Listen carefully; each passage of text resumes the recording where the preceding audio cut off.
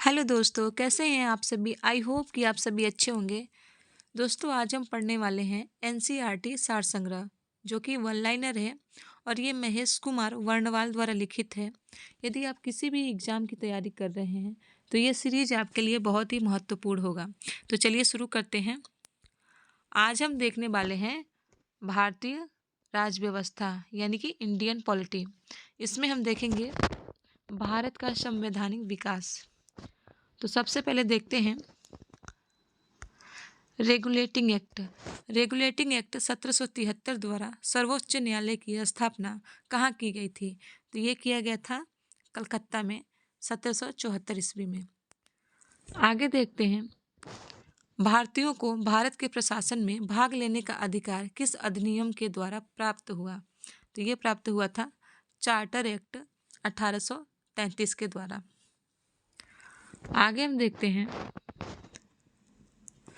भारतीय विधान परिषद को बजट पर बहस करने की शक्ति किस अधिनियम के द्वारा प्राप्त हुई? तो ये हुआ था भारत परिषद अधिनियम 1892। आगे देखते हैं केंद्रीय विधानमंडल सर्वप्रथम किस अधिनियम के द्वारा द्विसदनीय बनाया गया? तो ये बनाया गया था 1919 के भारत शासन अधिनियम के द्वारा।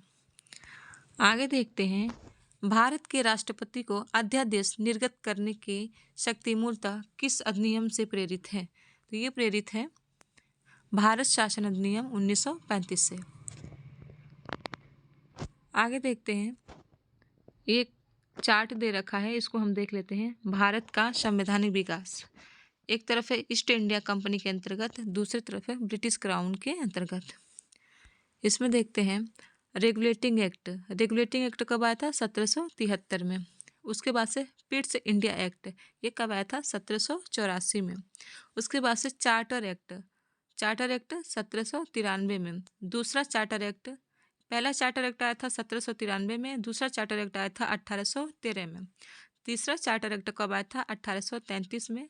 चौथा चार्टर एक्ट कब आया था? 1853 में।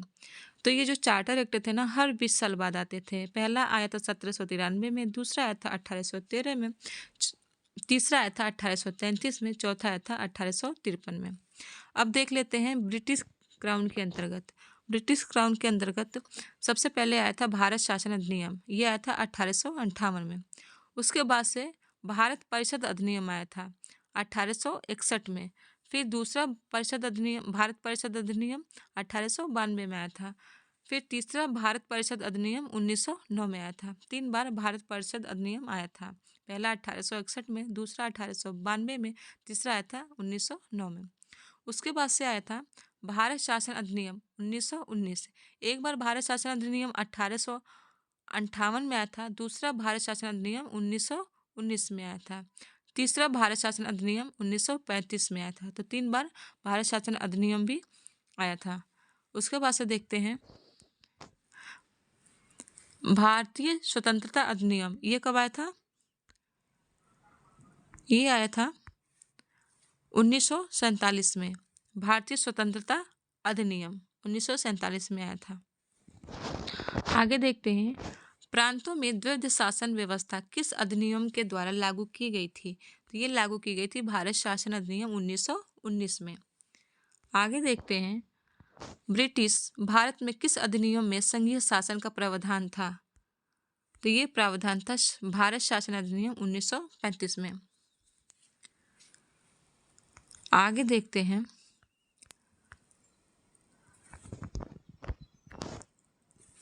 अखिल भारतीय संघ स्थापित करने का प्रावधान किस अधिनियम में किया गया था?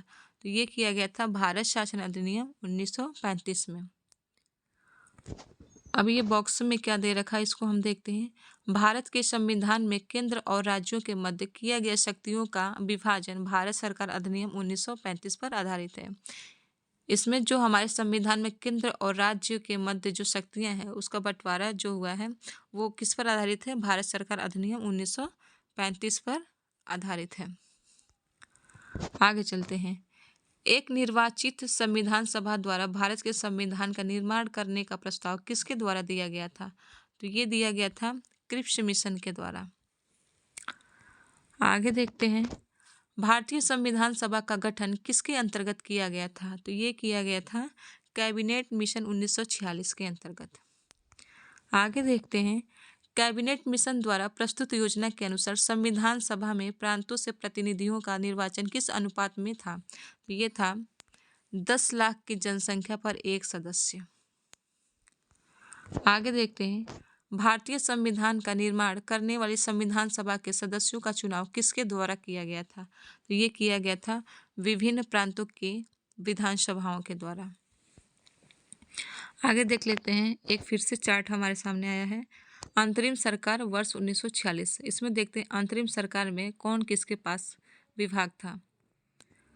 तो पहले नंबर पे जवाहरलाल नेहरू, इनके पास कौन सा विभाग था?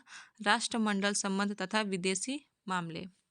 दूसरे नंबर पे हैं सरदार वल्लभ भाई पटेल, इनके पास कौन सा विभाग था? तो गृह सूचना एवं प्रसारण विभाग था। तीसरे नंबर पे हैं डॉक्टर राजेंद्र प्रसाद, इनके पास खाद्य एवं कृषि विभाग था। चौथे नंबर पे हैं जॉन मथाई, इनके पास उद्योग एवं नागरिक आपूर्ति विभाग था। आगे चलते हैं, पांचवें नंबर पर हैं जगजीवन राम, इनके पास कौन सा विभाग था? श्रम विभाग था। छठे पर हैं सरदार बलदेव सिंह, इनके पास रक्षा विभाग था। सातवां पर है लियाकत अली खां, इनके पास वित्त विभाग था। आठवें पे हैं सी राजगोपालाचारी, इनके पास शिक्षा एवं कला विभाग था। आगे देखते हैं,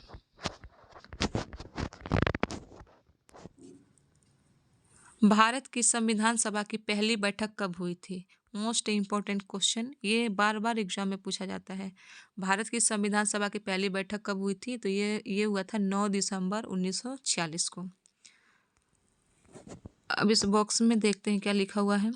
भारतीय संविधान का प्रथम प्रारूप सर BN राव द्वारा तैयार किया गया था। तो भारतीय संविधान का प्रथम प्रारूप किसके द्वारा तैयार किया गया था? BN राव द्वारा तैयार किया गया था पहली बार। आगे देखते हैं, संविधान सभा का अस्थायी अध्यक्ष किसे चुना गया था? तो अस्थायी अध्यक्ष किसे चुना गया था? डॉक्टर राजेंद्र प्रसाद को। आगे देखते हैं, संविधान सभा में पंडित नेहरू द्वारा उद्देश्य प्रस्ताव कब प्रस्तुत किया गया था?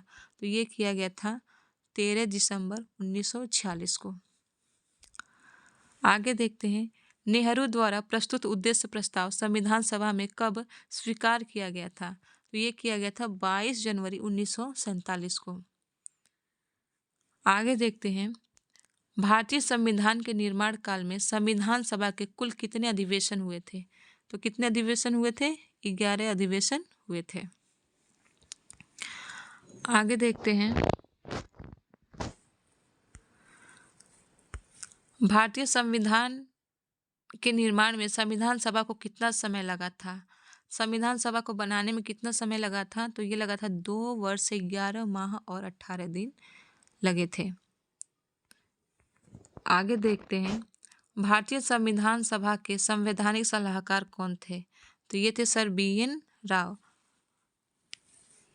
संवैधानिक सलाहकार सर BN राव थे। अगला देखते हैं, भारत की संविधान सभा ने वर्तमान रूप में राष्ट्रीय ध्वज को कब अपनाया?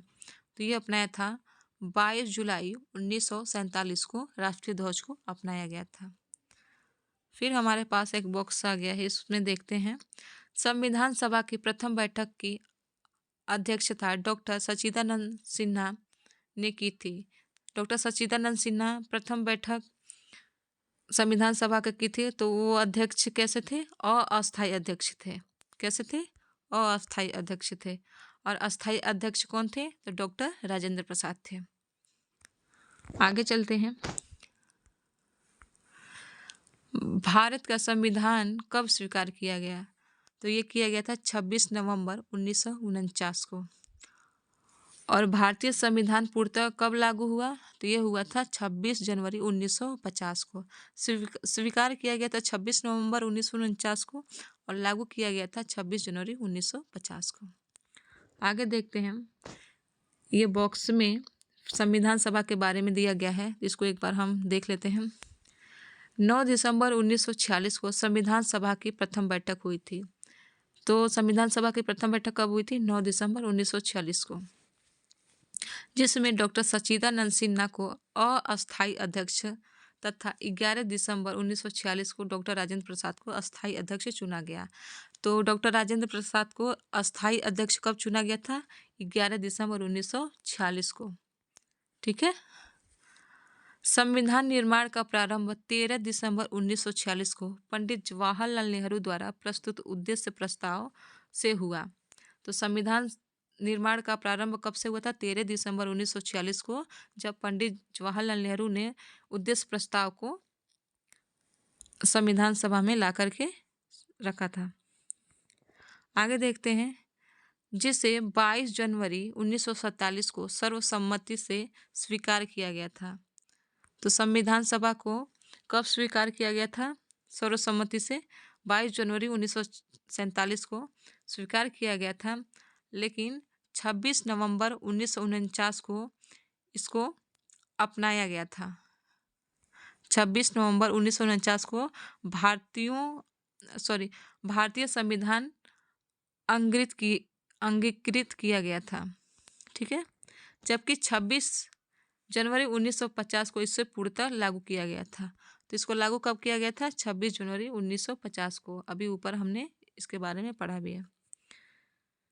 आगे चलते हैं।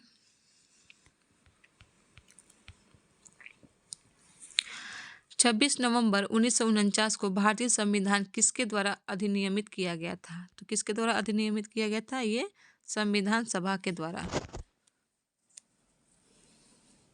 आगे देखते हैं, जनगण मन को भारत के राष्ट्रगान के रूप में कब अपनाया गया था? तो ये अपनाया गया था 24 जनवरी 1950 में। आगे चलते हैं, भारत सरकार द्वारा अशोक स्तंभ को राष्ट्रीय चिन्ह के रूप में कब अंगीकृत किया गया था? तो ये किया गया था 26 जनवरी 1950 को।